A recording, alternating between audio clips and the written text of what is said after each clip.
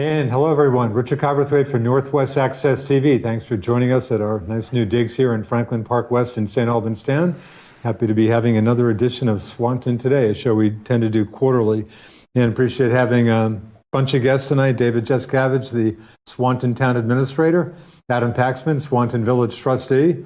Joel Clark, a Swanton Selectman, Road Commissioner in Swanton. And for the first time in months, especially honored to have Mr. Neil Speer, the Swanton Village President. Good to see you, folks. Thanks for coming on. And probably worth noting, we're taping the show on Wednesday, May 23rd, in case we don't cover some big news that breaks in Swanton, taping the show on May 23rd. So we talked off air a little bit. Memorial Day, just a few days away from the taping of the show, and a big day in Swanton. Yes, it is. And Adam can fill in as well, because he kind of heads up the parade piece of it. The parade guy. And I've been helped spearheading the dedication of the bridge to the Vietnam veterans. We lost 3 members from Swanton in the Vietnam War. Yeah. And we decided to dedicate the bridge that's right there by the dam to the Vietnam vets. And we have a big ceremony planned at the end of the parade that want to start around 3:30, and members from all 3 families are going to be there. And as well as, like, David's a Vietnam vet. We have several Vietnam vets that are going to be there. And we think it's going to be a big deal, and something that should have been done maybe years ago, but now we're going to do it, and it's going to be a nice job. Governor's going to join us. Oh, is that right? Yeah. So excellent. Bruce Spalding, one of the folks who... Bruce Spalding's had a lot to do with it. Just got off the phone with him a few minutes ago, and some last-minute arrangements being made. It's going to be a good thing. Well, and Adam, parade, again, I'm not even sure when the show will first air, but in case it airs ahead of Memorial Day, 2:30 on Memorial Day? Yeah, the parade starts at 2:30. We start lining up at 2 o'clock. We've actually changed our starting location to the Babcock School parking lot. We used to be at the Raleigh Memorial Field, but the parade has gotten so big that we need extra space. So we're looking forward to some great weather. It's all about those who made the ultimate sacrifice, and that's the key. And we'll remember those folks. We're going to do taps and have a wreath laying at Memorial Park, the old Flatiron. We're going to do the same at the Lady Liberty statue, and then we're going to go into the dedication of the bridge. Wow, sounds like a good day. Yeah, we're expecting a lot of people, and hopefully people will line the streets and support us. And support them. Will this be the first bridge in Swanton to be so dedicated, Joel? As far as I know, yes. In the 20-plus years I've been there, it's the first one I'm aware of. So, David, this sounds like, as a Vietnam vet, kind of a special day in the town you work in, obviously. It is. It's a special honor for all Vietnam veterans, and in particular the ones who are Swanton residents, and also the 3 who were killed in action in Vietnam, that the bridge is honoring the dedication. So I think it'll be a good turnout for it. And the Vietnam veterans who are on this committee that Joel's part of are all enthusiastic about having this belated honor after all these years. Yeah. I certainly was no Vietnam vet, but boy, it was kind of tough times for the country. Certainly, tell you about it. You can talk about that, but it's nice that military, whatever engagements we're in these days, sounds like folks in the military are, treated very well. Sounds like it was kind of a tough time for Vietnam vets who, came back. Were hardly treated well by some folks anyway. So there was a lot of disrespect back then, and it was no fault of anyone who served there. That's for sure. So something like this makes it all the more wonderful for those who were there. Sounds like a good day. Adam, while I think of it, will we have a couple of swans on hand for? I'm thinking we just might. They're not there as of today. They should be there. I know Sam is most likely going to be there this weekend, and we're hoping Betty arrives Friday. We're hoping she's flying in from Illinois. Oh, is that right, from Illinois? Yes. Not on her own, but. Looking forward to her new digs, I trust? Yes, definitely. Yeah. Glad things went a little better. Sounds like it was such a struggle It just was, replacing. and the swan we lost last year was no fault of anyone. She had a gene in her system that just made it happen. Yeah. There was no fault of anyone's. So we we did what we had to, and we're getting a new one, and we own them, which is great. And Was that not the case in the past? Did you not? that was not the case. Originally, we owned them back yeah. in the in '61 when they came to us. Huh. But over the years, after the caretaker of the swans passed on, and we didn't have them, we rented them. Oh, really? So we rented them for probably 20 or 25 years, and after the state decided that they weren't, what was it, the word? They were not endangered, but they were They're an invasive. Threatened? Thank you. Right. Oh, Thank you. I dropped a invasive. brain cell.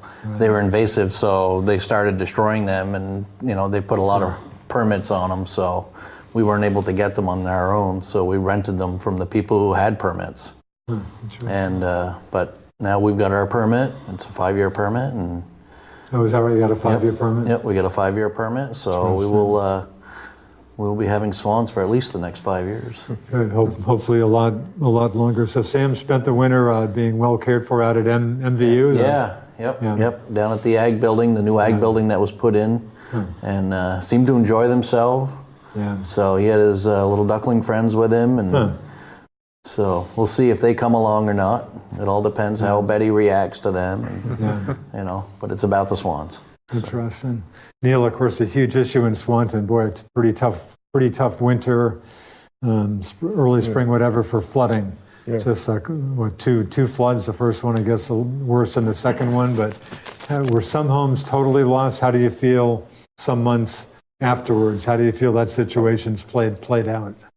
Some homes were totally lost. Yeah. A lot of them are going to rebuild or remodel. And the state has come through quite well. I mean, when it actually happened, the system that we have set up now alerted everybody sooner to the flood that was coming, and so the state eased our pain a little bit by helping us evacuate people down there. I think that's the first time in my recent memory that we've evacuated anybody from that section of the river. Wow. But it went real well. We had shelter for them at MVU and a lot of the state agencies, VTrans, and they all helped out very, very well.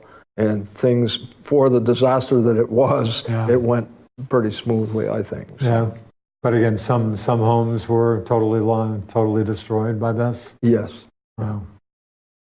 Adam, what the reaction do you think people feel that the local officials did about as good a job as they could, given the for the most catastrophe? part they did. Yeah. There were a couple of people who had questions and concerns that they weren't getting the information quick enough. But when we don't have the information, it's hard to tell them, what it is. But I think overall the community really came through.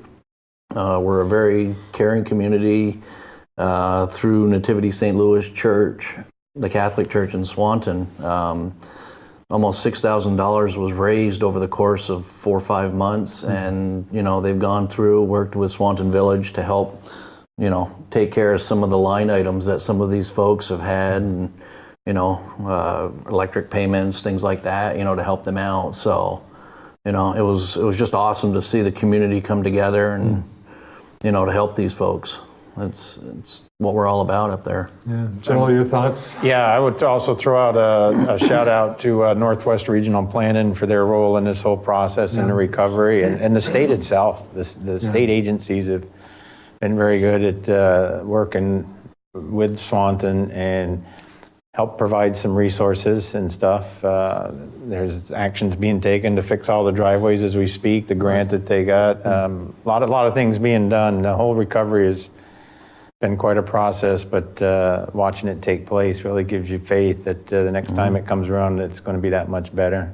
Hopefully it doesn't happen again, but the potential's there. Yeah, speaking of which, Neil, again, Mother Nature, yeah, good luck controlling Mother Nature, obviously. But given such a tough flooding year, any actions that can be taken to at least maybe minimize another situation? I know that's tough to deal with that, but You mean as far as just informing the minimizing. people of Maybe the not so much event? informing, but I mean, I guess you can't go in and do anything to the river. But is there any actions that could be taken to just minimize, David? Minimize another bad situation coming down the road. There is, but because of FEMA's rules, it didn't happen this time. Amy Giroux, our zoning administrator, is responsible for helping all the people there because the floodplain regs are part of the zoning bylaws. But one of the options is to have FEMA buy out properties that were flooded and damaged greatly. Yeah. The problem with their rules is that they only allow a 75% payment of the fair market value of the house. Oh, really? And either the town or the homeowner has to pick up the other 25%.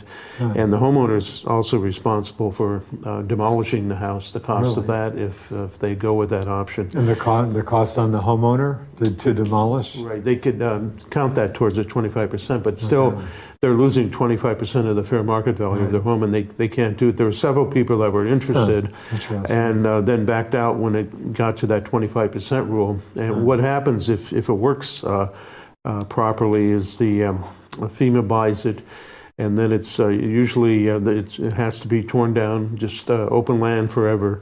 And then normally the municipality would take over the land afterwards and just keep it open. And without having to pay anything if they don't want to. When Peter Welch was up here a couple Sundays ago, we had a meeting, several local officials had a meeting with him in St. Albans, and I suggested to him that FEMA correct that rule, and for situations like this where you have just regular folks living in a home that's greatly damaged by floods, that FEMA pay 100% just to get it out of that flood zone. Because otherwise, if in this case where they decided not to go with that program because they couldn't afford to lose the 25%, those homes will be flooded again in the future, and FEMA is going to have to pay for repairing them. So over the years, those repair costs are going to be far more than the 25% extra they could have paid to begin with to get it out of there. And so anyway, he took that in consideration, and I don't know if anything will happen. Usually at the federal level, it takes a lot longer to get something to change. But that's one big impediment to trying to correct a flood zone like that, so you don't have people endangered in the future. Seems like on the New York side, it seems like I've seen stories, TV news stories, especially maybe Saranac River, that FEMA has come into play and has bought a number of properties that have been prone to flooding over in the North Country of New York. So anyway, so that may come into play in the future. It could. Hopefully the regulations will change for that. Yeah. Neil, speaking of the Missisquoi, how are you faring with the dam? The dam replacement is not too far away, though, with the Bladder Dam? Yeah, let's hope not. Let's hope not. It's scheduled for early June to start, depending on the water levels. And I guess everybody knows by now that it didn't happen last fall because we didn't get a delivery when they promised us. Right. We didn't get the actual dam in our possession until December, first week in December. Too late to deal with it over the winter. Between the freezing weather and the high water, because the construction company is going to have to fill in above the existing dam to set their crane. And there has to be a minimal flow of water going through the plant that they can handle. So the water level has to be down to a certain. So they're hoping for early June, and it's going to take about 6 weeks. Really? So by the end of the summer, we're crossing our fingers that it will be completed. Had the replacement dam been in place on the schedule you were hoping for last December, would that have helped out? Would that have minimized the flooding at all, or would that have been of no relevance or unknown? That's a question that's been asked by many. Sure.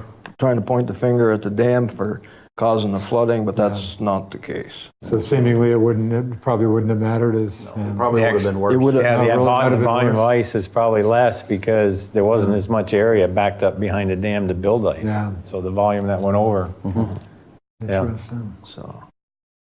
So anyway, so hopefully by the end of the summer, hopefully a June start and have it done by the end of the summer. Right.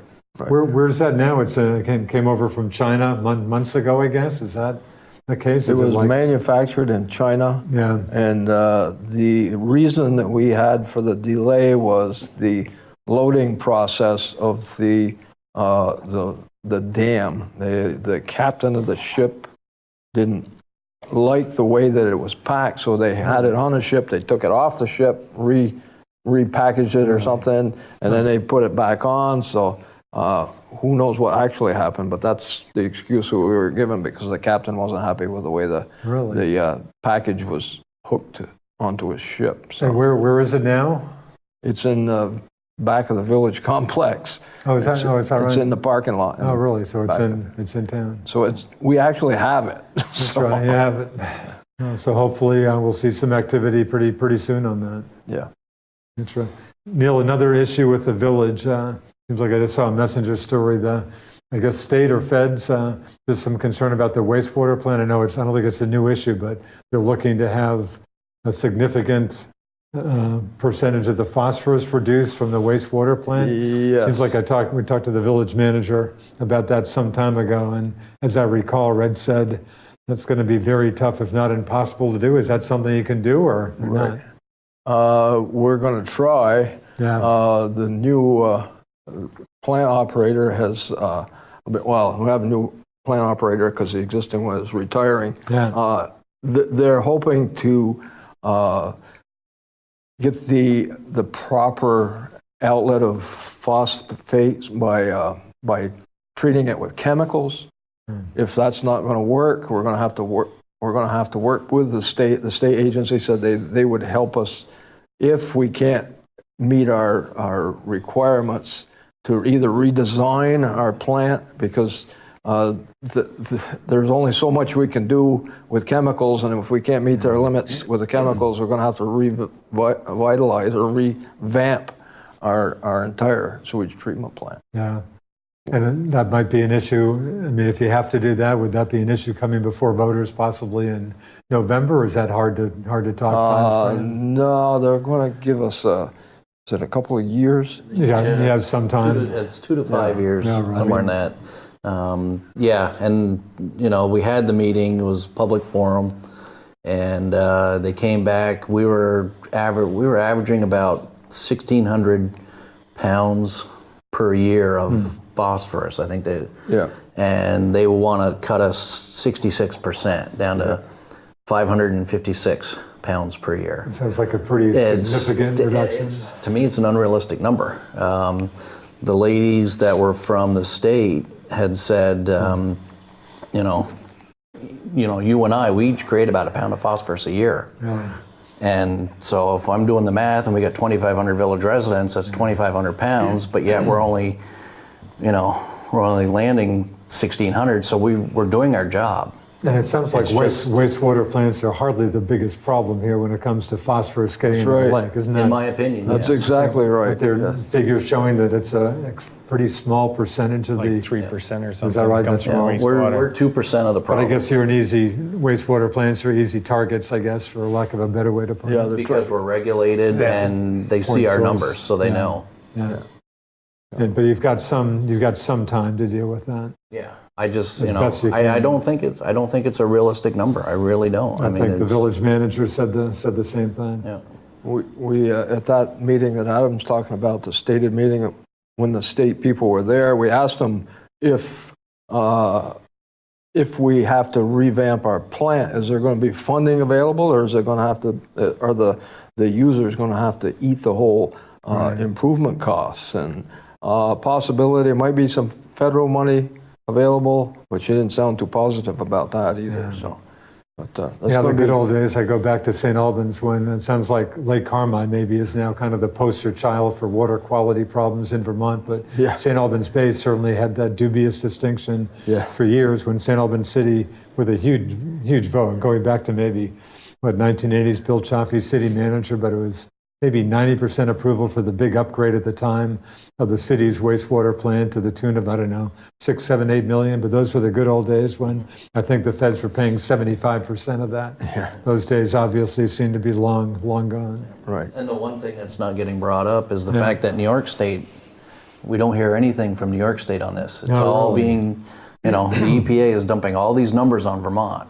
So you don't, I mean, are you suggesting they're not paying as much attention to New York, or? I'm suggesting they're not paying any attention to New York. Really? Is that right? Yeah, So that seems pretty strange. it does. So what about Quebec? Doesn't Quebec get fairly good words for what they've done in the part of course, Missisquoi Bay that's in Quebec, or am I crazy? I think it seems like I see some stories that Quebec's giving it, I don't know, some attention, but I don't know. Yeah. I don't hear anything about Quebec. I don't hear anything about New York. I hear all about Vermont. Oh, really? That's interesting. But Goes to show you how much clout we have. exactly. True. Joe, what about from the select board point of view, just Lake Champlain, water quality problems, a big issue, legislature dealing with it to some extent? Does that get some of your attention at the select board level, or not much at this point? There's not a lot of discussion at the select board level, but there is concern because the lake is one of the great natural resources that is a draw to Swanton. So trying to improve the water quality, especially up in Missisquoi Bay, is a big deal. And what we don't want to see is the Mequam Bay get any worse. So far, knock on wood, that's pretty good there. But no, it's certainly a concern. The other thing, there are some changes to the practices of the highway crew and stuff that are related to the water quality. So there are some changes, but we certainly are interested in seeing improvement. But I sympathize with the village that the issue of spending a lot of money on the plan is not what's going to take care of the problem. I would invite anybody to come down near where I live in the early spring, and the problem is self-evident, and that's what needs to be taken care of. But that's a hard one for people to talk about and to deal with. Enforcing some of the existing regulations would help. And when we're spreading stuff and the ground's still frozen, it's finding its way into the lake. I mean, there's no doubt about it. And I come from a small community of farmers, and I love the farmers, but we're turning industrial farmland, and it's a big contributor. As we head in and get close to official summer, again, Memorial Day weekend, projects in Swanton and the town, what's coming up? Have you got some road work, and David or Joel, road work, I'm sure, any other? Just kind of give us kind of what can folks look forward to this summer? Sure. On Pond Road, the highway department is working right now, putting in new culverts and doing ditching work and embankment work. And also on South River Street, the old stone line culvert that's there will be replaced with a new concrete culvert. Both roads will involve temporary closures where the traffic won't be able to get through. And they'll be notified in advance of that. And Joel can talk about all So we the got some paving. paving going on, obviously. Yeah, I'll add a little bit to the pond road. There is a section where the curb actually tips to the outside, very dangerous situation. We're going to take that up and regrade that, remove that safety hazard. The stone culvert is a very interesting one because it's all made out of large stone. There was actually talk of whether or not that was historical. Really? So we went through that whole thrash, but it's a 4x6 opening. And it's all huge stones that it was made out of, but it's starting to So deteriorate. this goes back a few years, I would guess, huh? Many years, and it's going to be quite a process to change that because you actually have to dig down lower than the river. So a little bit of engineering taking place with that. The other thing that has been years in the making is the Robin Hood. We are going to extend Robin Hood Drive out to Route 7 this really? year. So that all the permits are in place. We'll start working on that over the next couple months, and hope to actually get the asphalt on it as well before winter break. So we several projects that we're looking to do and improve the conditions of our road, and some work up on French Hill. We got a section up there that is pretty rough, and anybody who drives that wintertime and springtime, a lot of Fairfield folks use that to come to St. Albans. We want to improve that. Yeah. The old town garage near the elementary school, is still trying to sell that, or any? Still trying to sell that piece of property, and if someone's interested in purchasing it, and it's a great place to put up some multi-unit residential, come talk to us. You're surprised? Would you have thought that would have sold by now? I am not totally surprised. The economy's starting to pick up, and we are starting to hear a little more interest in it. But you know, it's been several years there where things were pretty quiet, and that was right the prime time when we started trying to sell it. So I know there is some interest, and a few folks have come talk to us about it. We'll talk village. I want to, Adam, just looking at you, easy to think about the car show. Last Saturday in July, have I got the right? Saturday in July. Great weekend, because the next day is Jig in the Valley, one of my favorite events over in East Fairfield. So that should be a good weekend. So. Yep. Yeah, we're already, we're lining up all our sponsors. Yeah. Everything is, we're probably about 60% done. Yeah. The registrations continue to come in, so we're hoping for a great day. And it does peak out. I mean, you'll sell out, so to speak. It's presumably. crazy. It's absolutely crazy, and it's all about the location. Yeah. It's all about the location. How many cars? Talking about 250 cars or so? Max 250. 250. If I really had to push it, maybe 260, but I don't want to push it. I don't want to push it. We've got a great thing going, and the folks love coming down. It's shaded area. Yeah. It's not a parking lot. Yeah. We've had a lot of people say you need to expand, and you're happy with where you are. I obviously. really am. It's not about making the money. It's about having a great time and a great location. The chamber does make some money off that event. The chamber does make some money, and the profits that they make go back into the future events, and we do give some monies to the food shelf. That's one that's near and dear to me, and I have a say on it. So, we try to make sure we give monies back to the food shelf. It's important to give back to our community. So, but we're praying for good weather now. So there was some talk of fireworks, maybe not at that time. Is there going to be? We've got. Actually, it was on my notes here. My wife wrote it. Yeah. The Swanton Arts Spectacular on August 25th. Oh, right. August 25th. This started last year in a small way. I think they did like 10 to 4, something like that, and. John Lavoie, one of the selectmen, had said, if you want me on the board still, you need to have fireworks this year. All right. So, the He said that more than once, by the way. He said that more than once. But the town came through and got the funds for the fireworks, and they were looking for a day. They wanted to do it after the car show, and it didn't make sense for us on the committee. Yeah. So when the Art Spectacular came up, I went to the Darcy Benoit, who was the lead chair for the Spectacular, and said, what do you think about having fireworks at the end of your event? Yeah. Because they're going to run noon to 6. We're going to have an open barbecue for the community. Wow. I was hoping for chicken barbecue. I haven't given up on it yet, and then we're going to have Jimmy T as a band from 6 to 9. God, and then when he ends, we'll go into the fireworks, and we'll have a whole day spent in Swanton. That's hear Jimmy T on the radio once in a while. Of course, his son Jamie Lee. That sounds great. What the grandpappy of rock and roll in Vermont. That sounds like a great day. It really is. Fireworks will be set off where? Where the boat launch is, right below the bridge. Okay. On the western side. Oh, really? Where the village owns that property in there. Okay. And at the last select board meeting, the board voted to contract with North Star Fireworks to do the display. They're the company that did the last one in 2013 for the 250th anniversary. Was that the last time Swanton had fireworks? Really, 2013. So it's been 5 years. Yep. We're hoping to do it every year, but it costs money, and you can't do it on the 4th of July because every other town is doing it. And that sounds like a premium price. Sounds like you got a couple. It's going to be a lot of fun. Good days coming up. It's going to be a lot of fun. It's to get the families out and spend time in your community. Yeah. There's going to be all kinds of things. I guess that's weekend before Labor Day weekend. I guess, right? Yep. Yeah. There's going to be arts and crafts in the park. The Swanton Enhancement Project is celebrating their 5th anniversary that day. So there's going to be things going on with the SCP, and just all sorts of fun stuff going on. And talk about, that was on my list, Swanton Enhancement Project. Still visible things going on? Anything in particular this summer, Adam, or anybody else about that?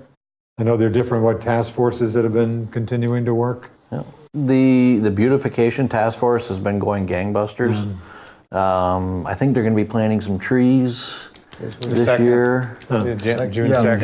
June 2nd's the Next date. weekend. And they spent a lot of time, brought in an arborist or whatever, and big fundraiser at the church not too long ago. Yeah. And Hank, Swing into spring. they. You got 3 inches of snow on that night. All right, fitting. But we had a good time just the same. So fifth year anniversary Yeah, for that. 5th year anniversary, so we're going to celebrate that. Vermont Precision Tools is turning 50 this year. Oh, really? So, there's going to be some celebration around that. And for those who don't know, Porter's Bike Shop is turning 101. Oh, and that's still with us. They're still with us, yeah. Stopped there last summer, in fact. Yep, they're still with us. Is that right? So 101. 101. Impressive. Yep. So, but it's going to be a great day. The Economic Development Task Force, we're still going strong. I chair that, and Elizabeth Nance, the Community and Economic Development Coordinator, has got a lot of things in the iron right now, or in the fire right now. Yeah. Any talk about any new jobs, any new industry coming to town, or? Yes. I guess also a key is holding on to what you have also, obviously. Right. David? Yeah, well, there's some prospects, but they're still in the confidential stage. Yeah. Swanton Industrial Park, how are things in the park these days in general? Those companies seemingly doing okay as far as you know? As far as we know. Yeah. Yep. Neil, are there still those in state government and maybe out still who would like to get rid of the Lower Village Dam, whatever the official name of the dam? I know. Mum's the word, Richard. What's that? Mum's the word. Mum's Don't want the to word. even talk about that. We haven't heard anything from the opposition. Yeah. We still have an engineer on You're looking board for some possible hydro potential out of that. Yes, to design a low-flow hydro project with a fish ladder or a fish stairway but not to get rid of our dam.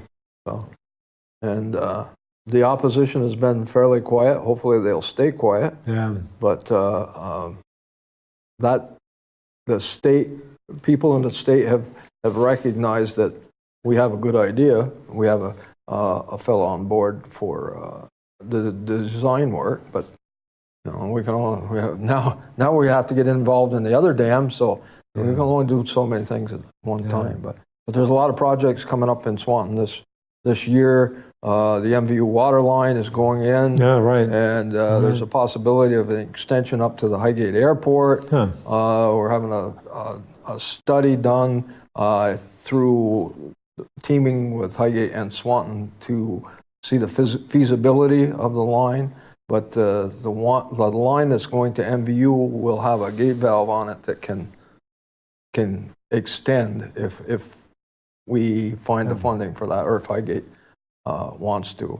So Highgate and the state, it's actually the airport, the state airport. But that would be a plus for everybody.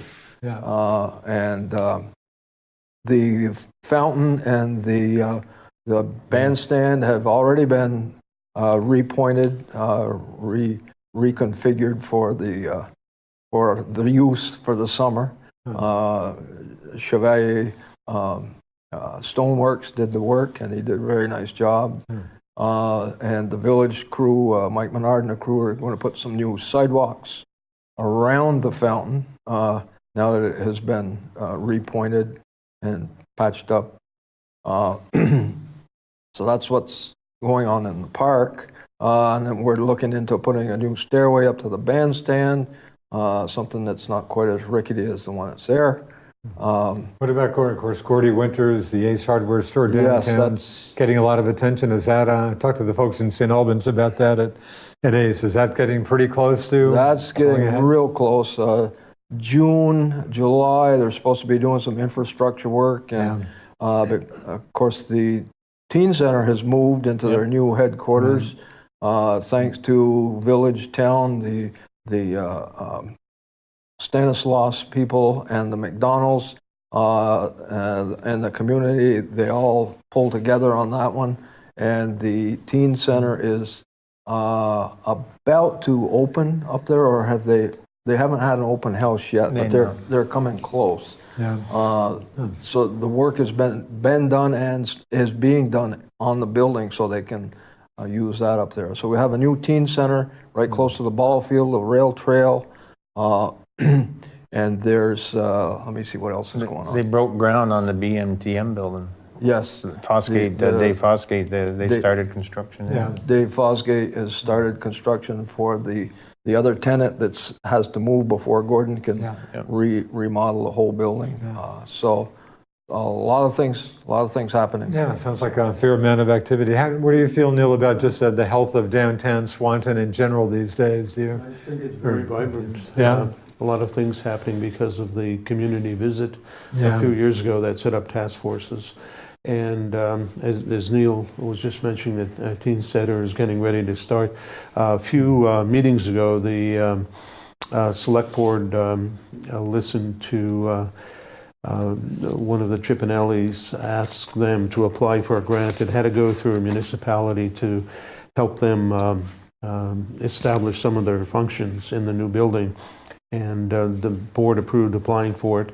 And I just got word yesterday that they have received a $5,000 grant to help them get started with their activities there. Right. So any other, Adam, what do you think about downtown? How's downtown excited. looking to you these days? I'm excited. Yeah. You know, having a major place in the village like we used to.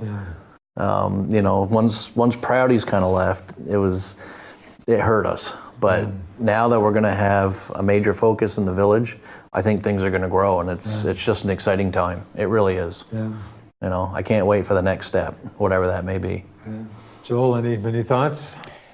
A lot of great movement. I wish I had the square footage in front of me. I don't, but the old theater that is being renovated as part of this project is, my understanding, space that's available for someone to rent and put in some business of some sort. So hopefully, with all the changes that are taking place, that growth takes place, and things that are being done to make that look better and to bring people into the downtown.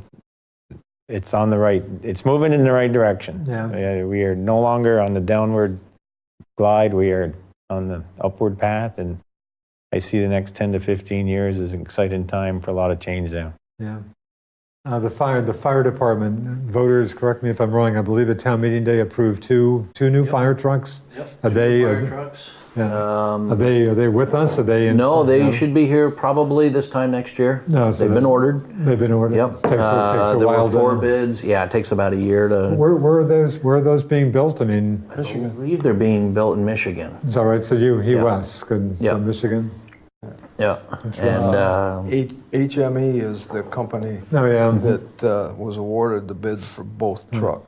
So 2 new trucks. Wow. Yes. and we're gonna, it's gonna replace 3 trucks. So, we reduce our fleet, we reduce some of the expense on the older vehicles. And hopefully you can get some. In fact, I just read a former messenger story. Hopefully you can get some money for the old trucks when the new trucks show up.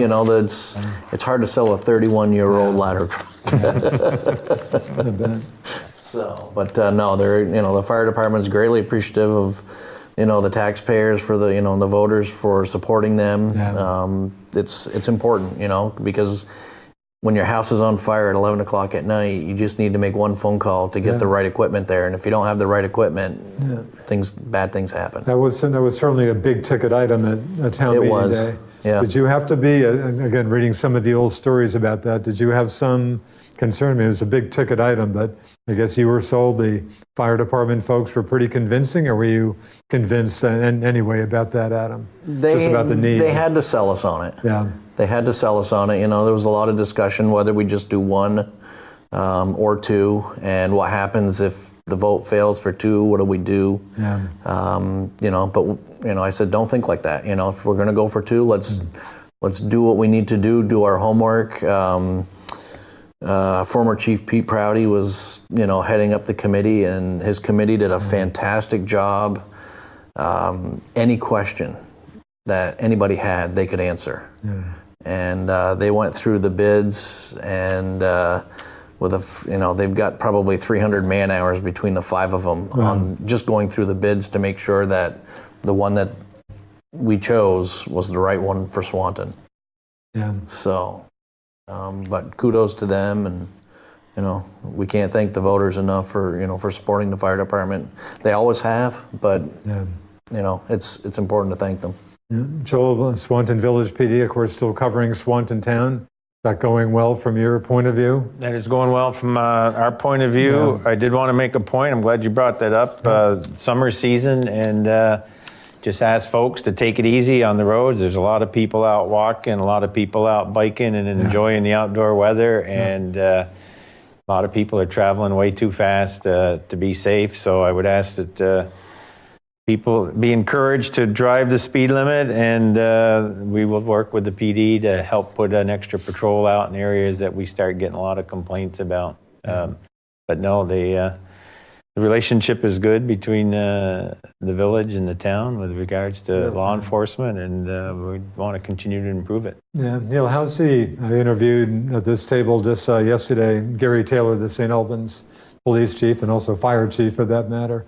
And the city PD's down a couple of officers. Again, it seems like there are not a ton of people, younger people, whatever, trying to be police officers these days. I know it takes a long time to get someone up and running.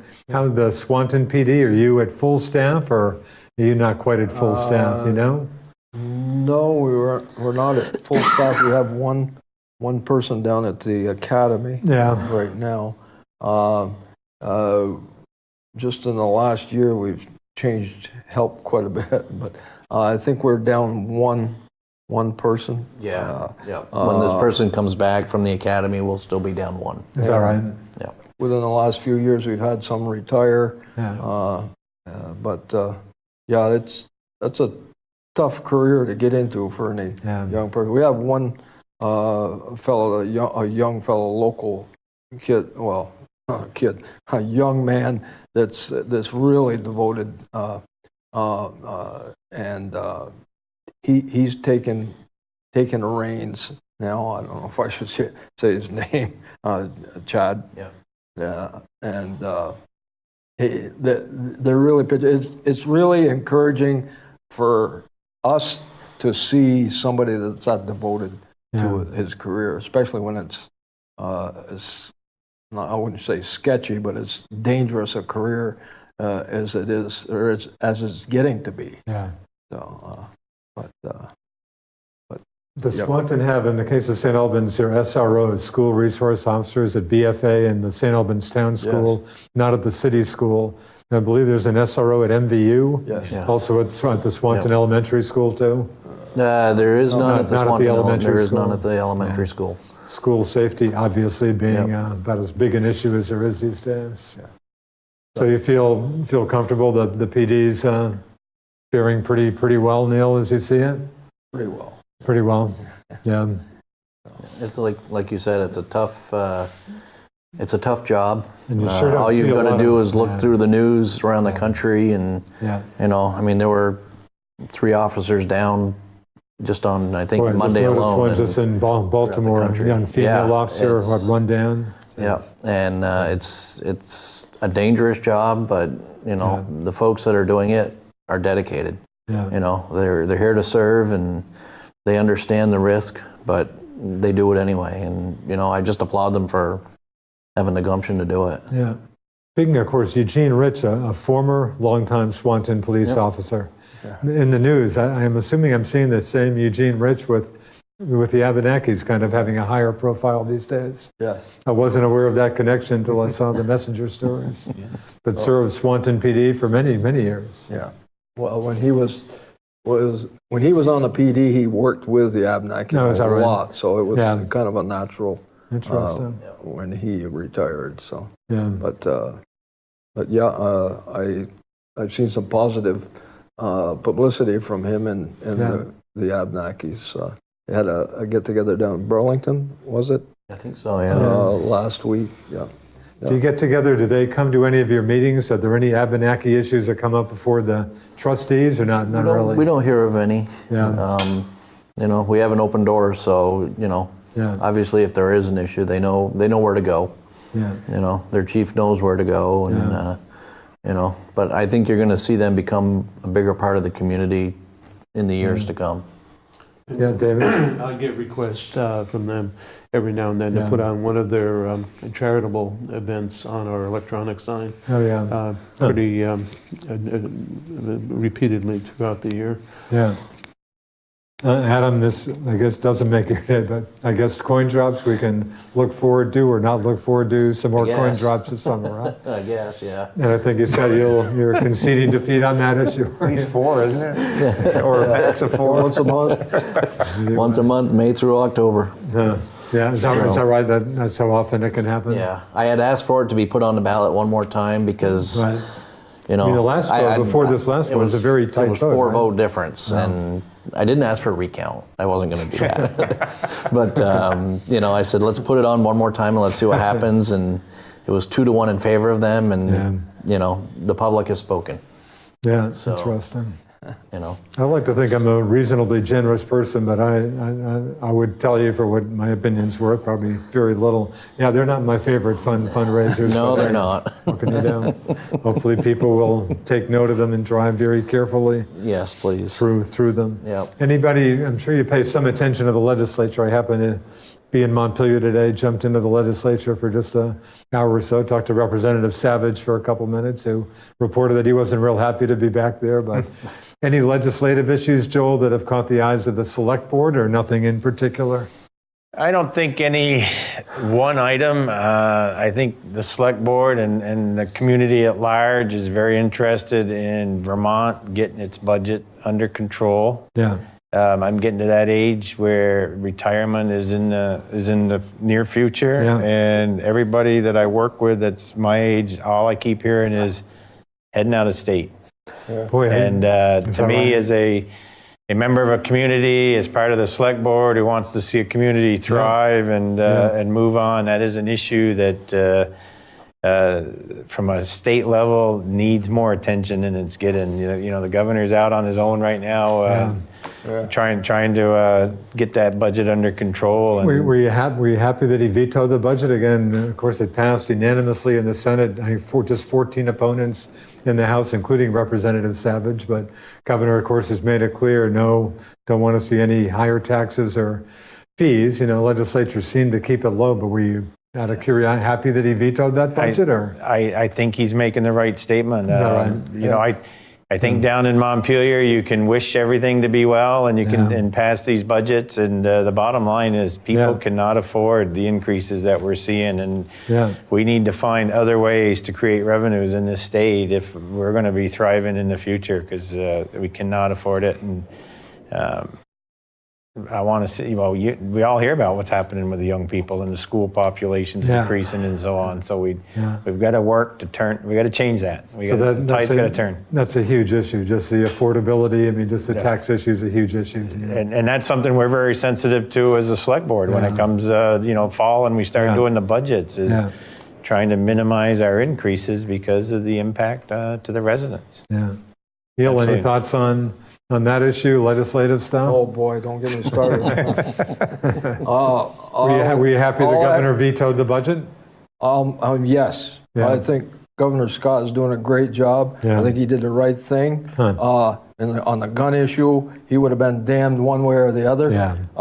He's basically standing alone, and all the legislature is very out of touch with the electorate, and they're not pulling for the people that put him down there. And I don't believe. That's just my humble opinion. And the only thing the state is doing is increasing its job base, and it's costing us more money. I mean, that's the education system, the state hierarchy. They're creating more jobs at the state level and not helping the locals as much as they could be. And that's all related to the legislature, because they're the ones that are making the law. Adam, you want to jump into this? Well, my 2 cents would be if The education department had a $60 million deficit. Yeah. Oh well. Oh well. You know, when my family budget is in the hole, I do what I have to make ends meet. Yeah. They need to consider doing that as well. Yeah. You know, oh well. Yeah. David, you want to jump into this? Well, I think as far as the education tax goes, it's way off balance because typically in towns, the town share of the property tax is around 15%, and that varies one way or the other, a little up and down. It sounds like local school boards did a pretty good job in March in terms of percentage increases. Right. Yeah. And the other 85% just goes to the state for the school tax. And I think the other debate that's going on there now with the carbon tax would be a disaster if that got passed, because they're talking about adding $1 a gallon to fuel costs for home and for vehicles. And that, in a state like this where everyone has to travel a long distance to get to work or to shop, it would really hurt the economy overall if they ever do that. It didn't sound like that issue was getting a lot of attention, but it sounds like one of those issues that's always kind of at least lurking on the sidelines anyway. Right. And Vermont produces very little pollution as it is, so there's no real need for something like that here. I guess one thing I'd like to say, I'm a little disappointed on how much energy was spent on legalizing marijuana. Yeah. And that seemed to dominate the headlines in the free press ever since that's taken place. Every couple of days there's something else about how to grow it, how to sell it, and what you can and can't do. And, you know, the legislature made that happen. So take some of that energy that they put toward fixing some of the other issues that we need to. Back to what Neil's saying about jobs and stuff. I think if you take a look at the biggest employers in Vermont right now, one of them is the University Medical Center, and the other is the state of Vermont. And you can't keep growing those two entities without that being carried on the backs of the citizens of Vermont. Yeah. We need other employers in the state. Yeah, and the thing that it goes back to just what the education system, the state system itself is the same way. They don't have to produce. They have their jobs. At the end of the day or the week, they don't have to be accountable for anything getting actually accomplished. They're funded already, so there's got to be some kind of accountability in the education system and the state system, but that's not happening. So, Jill, I know you said you're encouraged about Swanton's future. You think Swanton's going in the right direction? The state as a whole, are you kind of more discouraged as we're talking about, you know, budget issues and stuff like that? Well, from an attitude standpoint and from what people are trying to do, yeah, Swanton is definitely headed in the right position. Yeah. The real key is what are we doing as a state to help the towns of Swanton, to help the towns of Franklin, Enosburg to grow and to improve what they're doing. We've got to get more industry into the state and more jobs into the state. Yeah. Maybe the state needs to come and look at Swanton and let us show them how to do it. Yeah. So again, you feel, I've been hearing this for years up here, that the state is just not kind of job friendly enough. It's just not, you know, if not pro-business, anti-business. I mean, I've been hearing, Neil, do you think that this situation doesn't get better or gets even worse? Yes. It gets worse even. Yeah. We just lost the car tire, right? Their headquarters is heading out of state. Heading to what, North Carolina maybe, heading down south? Down south, because they get more incentives and,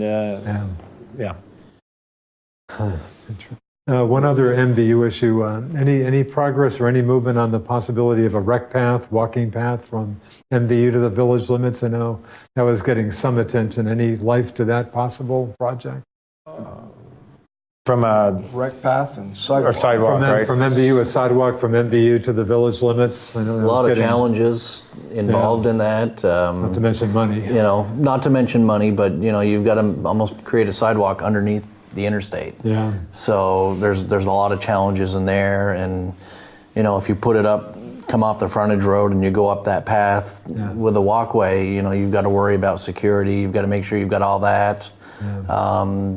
You know, one of the projects that is going to be done, I believe, in July, is going to be a sidewalk from Shaggy's to Dunkin' Donuts, Yeah. where Oh, yeah. Shaggy's and People's Trust is. yeah. There's going to be a sidewalk put there. What's that? A little bit at a time. Yeah. We'll get there. And the town is going to be completing the sidewalk along Robin Hood Yes. Oh, yeah. Drive this year. And that's heavily used already, what was Yeah. put in there.